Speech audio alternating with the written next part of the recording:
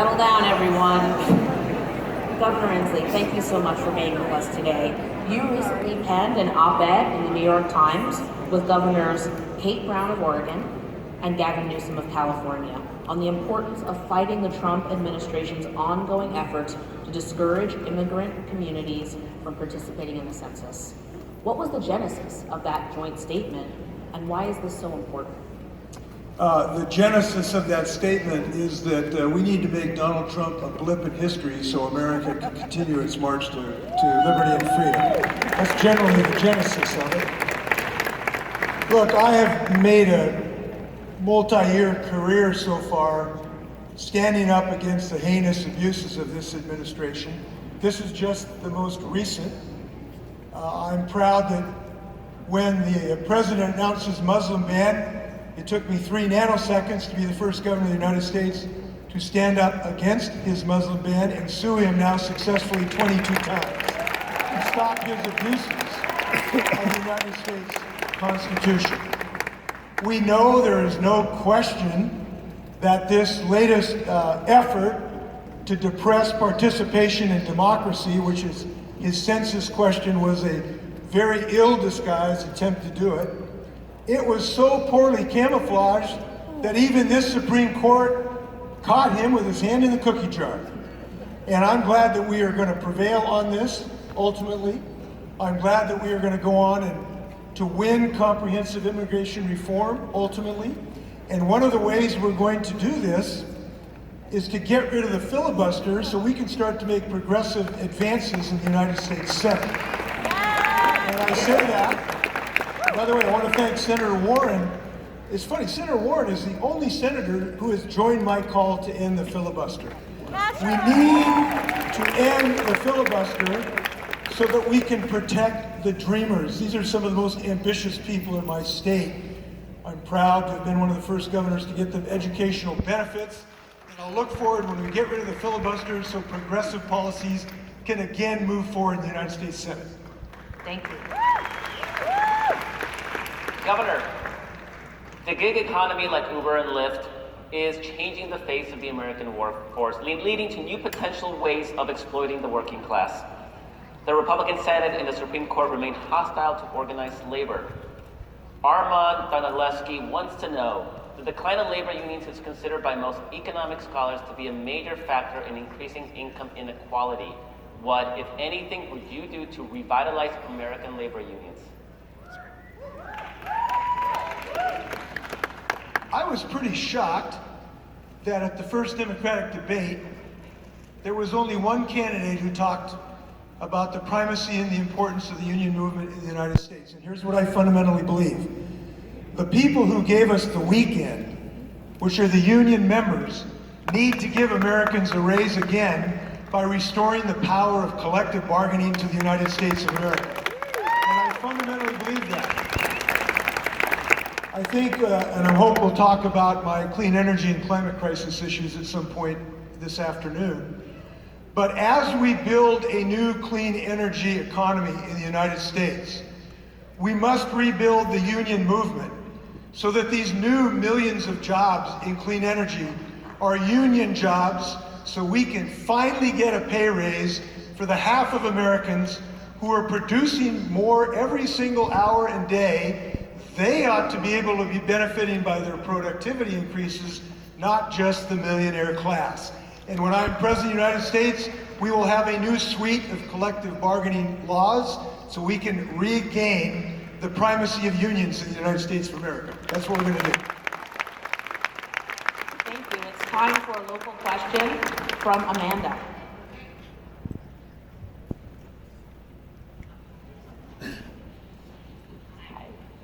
My name is Amanda Troutman. I'm with Planned Parenthood of Southeastern Pennsylvania.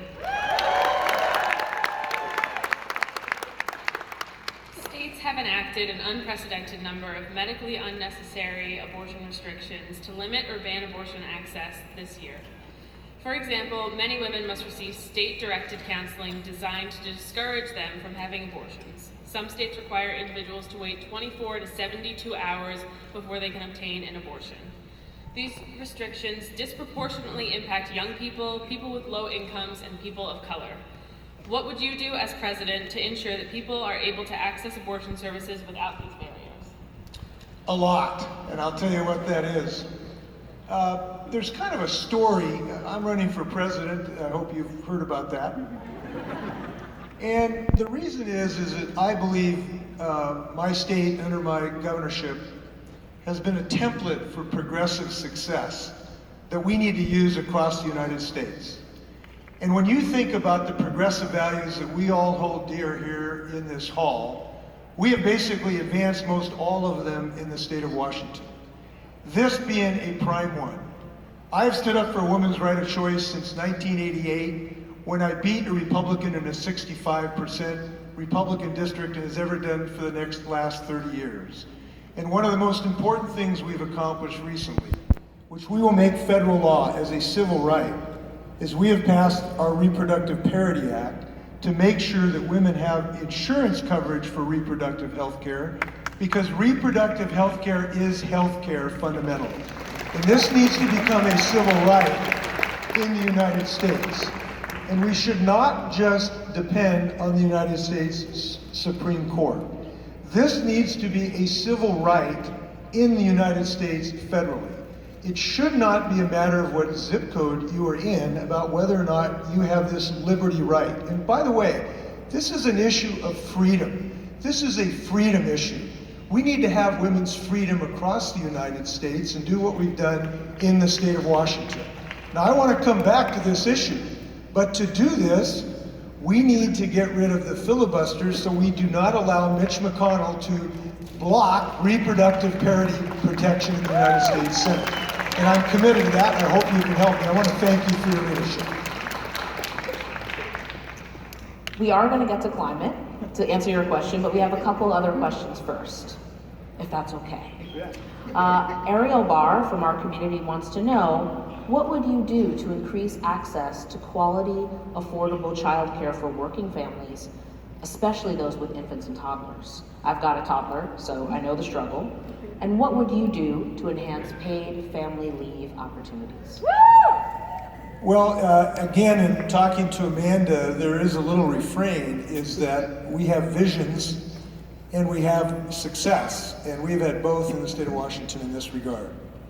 I believe fundamentally that we have had a transition in our workforce, both with the advent of finally women being equal. And by the way, we are very radical in the state of Washington. We think women should get paid the same as men for the same hour of work. And that's why we've passed probably the best gender pay equity plan in the United States, so the boss can't secretly pay the men more than women. But in answer to your question, what we have done in the state of Washington is recognize the importance of families. Look, progressive values build economies. So we have developed and implemented the most robust, comprehensive family and medical leave law in the United States. Now, Donald Trump would tell you, if you do that, it will hurt your economy. Businesses will flee. Well, look at our experience in Washington State. We have adopted the best family medical leave law in the United States. We have adopted the highest minimum wage in the United States. We have, in the last 12 months, I fought for and won the largest educator pay increase, 31% in the United States. We have developed what the New York Times called a game changer in how we provide financial aid to our college students, best in the United States. And importantly, I'm proud that I was the governor who signed the first net neutrality law in the United States as a statute, something I've worked on for over a decade. Now, what I'd like to point out, when you listen to Donald Trump and the Republicans, if you adopt progressive values, if you adopt economic measures that will build the middle class, rather than having the trickle-down theory, it will ruin your economy. Well, guess what progressive values get in the state of Washington? The highest GDP growth, the fastest wage growth, the best place to do business, and according to Oxfam, the best place to be an employee. Progressive values means economic growth. And Washington State has demonstrated that. And I think that will be particularly handy being on the debate stage against Donald Trump and says, you're wrong, Donald Trump. Building a middle class means economic growth. That's what we do. Now, your other question about childcare. One of the things that is not technically childcare, but it is very important, and I believe this since 1989. I've been fighting for early child education since 1989. And I'm proud to tell you that we now have, since I've been governor, 48,000 children have early childhood education and full-day kindergarten. Not technically childcare, but we need more than just childcare. We need education for these 3- and 4-year-olds. And here's why I believe this. One of the reasons I believe this. We know our nation still lives in a shadow cast by centuries of racial disparities that have infected our society. We know we have experienced a school-to-prison pipeline. We know that geography has been destiny for too many of our children. It is my view that every single 3-year-old in America ought to have the same opportunity and break the racial disparity chains that have bound this nation so poorly. And when we get every child in that opportunity, we're going to see kids do great. So that's what I believe. Thank you so much. So we have another community activist question coming up.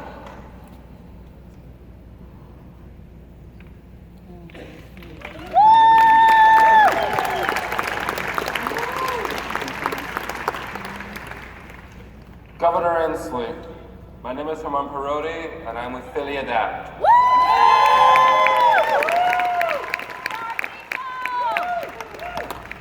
If elected president, will you sign the Disability Integration Act, H.R. 555-S117, or similar legislation intended to end the institutional bias in Medicaid-funded long-term care? And what will you do to protect and expand the Affordable Care Act and its pre-existing condition coverage so that millions of Americans have access to quality health care and long-term services and supports in their home and community?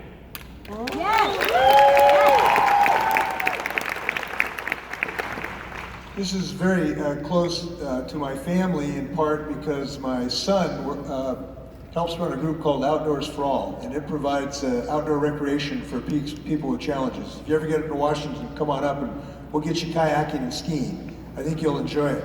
But to do that, we've got to have the right laws. So we've got a law that will protect people with disabilities in this regard. So yes to your first question.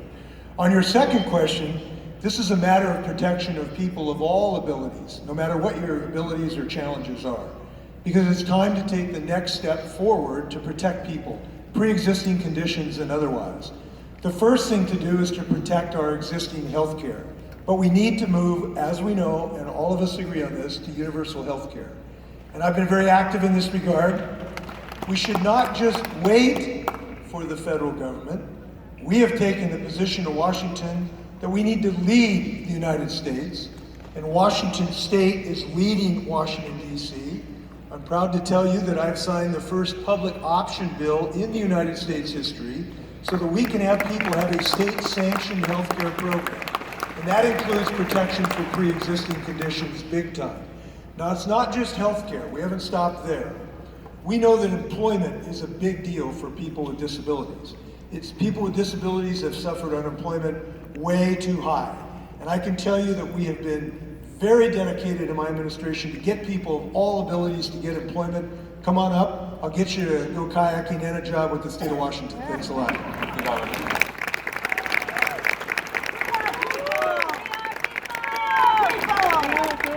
So, Governor, we were just testing you to see if you could talk about something that wasn't climate change. And now, this is your opportunity to talk about the issue that's near to your heart. And clearly, we're seeing sort of some of those effects of catastrophic climate change once again in New Orleans. So, what would you do to address this climate crisis? Well, first I would remove Donald Trump, who caused climate change a hoax. We know this, wind turbines don't cause cancer, they cause jobs.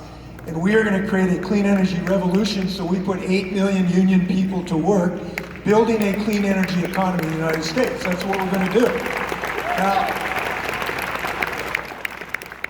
there are many reasons to do this. One of them was brought home to me about an hour ago. I was at a park with a community that has suffered because of the oil refinery that just blew up here in Philadelphia. And this is a group called Philly Thrive. And this is a group that has been breathing the toxins from that refinery for a long time. And I met a man named Sanyar Pitts and his 6-week-old daughter, Aya.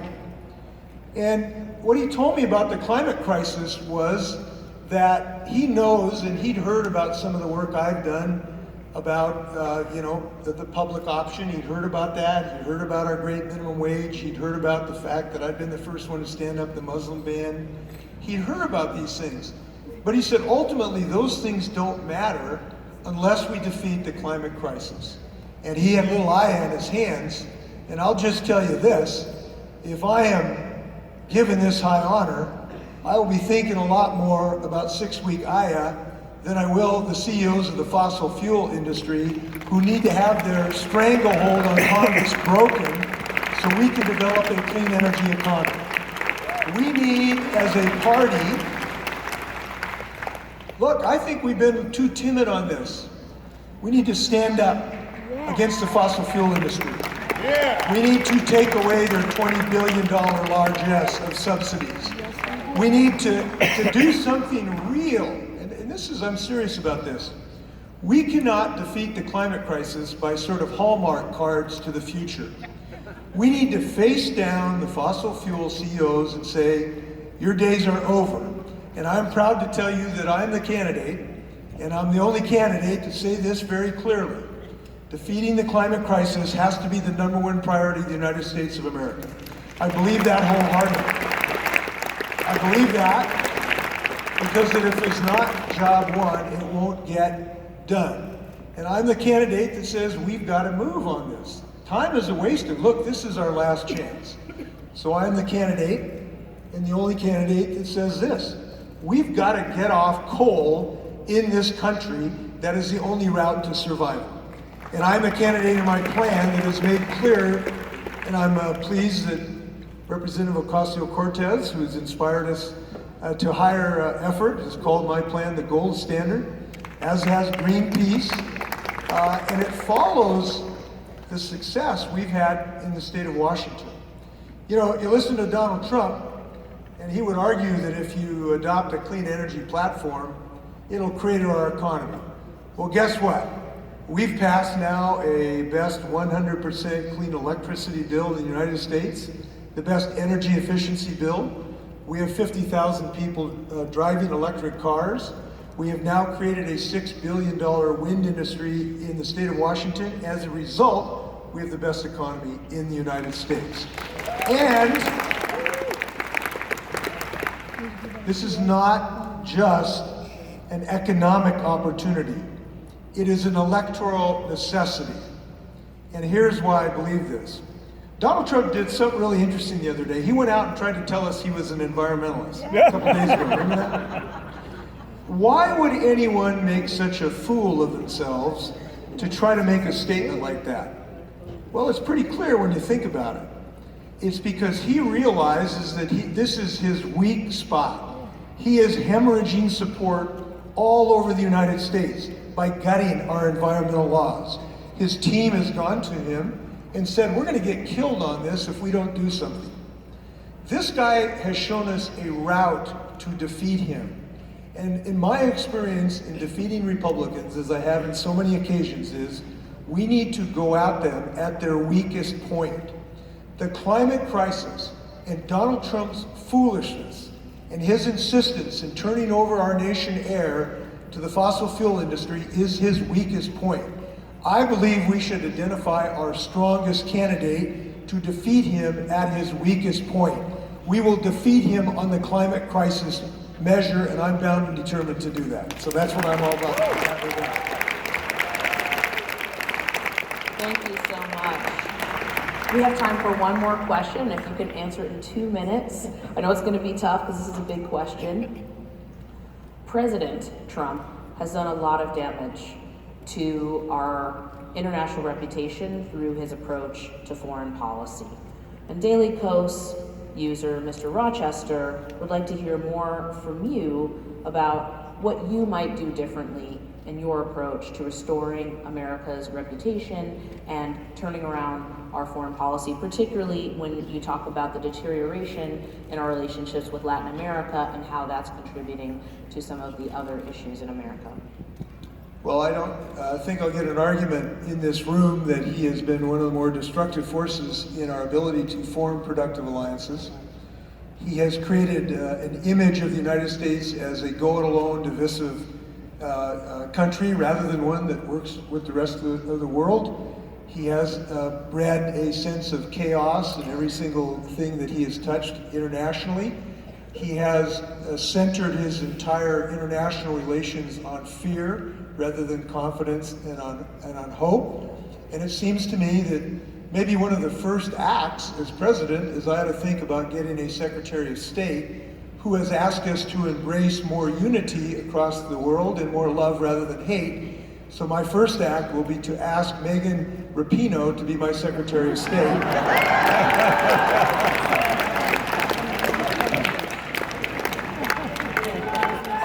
I haven't asked her yet, so this could be a surprise to her. Well played. Well played. I actually believe this because I think what she has said that has inspired us so much is such an antithesis of the president's foreign policies. And generally speaking, we know several things. We are stronger when we are in an alliance than when we go it alone. America has led the world and joined others in successful alliances. We won World War II because we had a successful alliance. Donald Trump would have ticked off England and Australia and Canada in the middle of World War II. That's the nature of his tradition. And the reason for this is deeply embedded in his insecurity. He fundamentally believes that for him to win, somebody else has to lose. And that has infected our foreign policy. So we need to rebuild an international alliance, certainly against the climate crisis. We obviously need to get back in the Paris Agreement, and more because we need more. We need Paris 2.0. We need to rejoin the world and not allow the movie I saw years ago when George Bush was beating the drums of war, and now Donald Trump has some of that same crew in his administration. I was an adamant opponent of the Iraq War, and now I'm an adamant opponent of Donald Trump's effort to breed instability in that region. We need to reinstitute the perfectly good agreement we had with Iran, prevent them from becoming a nuclear power, and avoid another unnecessary war in the Mideast. That's what I believe. I believe that we should reinstate our alliances with the rest of the world to slowly put more pressure on North Korea to prevent them becoming a nuclear power. And I believe this, and this is important, and maybe Marcos will think this is a common refrain, but it is an important one. One of the greatest national security threats we face as a nation is the climate crisis. The Pentagon has told us this, the intelligence community has told us this, because if we do not act, this is going to cause mass migrations that are already happening across the globe. We know that starvation due to the drought in North Africa had destabilized nations and led partly to some of the political instability and warfare. We know that we have climate refugees on our border today. So I believe one of the most important national security alliances we have to forge is with the rest of the world, to lead the rest of the world, and I believe it is America's destiny to lead the rest of the world in a clean energy, economic revolution, to lead the rest of the world to defeat the climate crisis. To do that, we need a new president. I would be honored for your consideration. Early to bed, early to rise, work like hell and organize. Let's go elect a new president.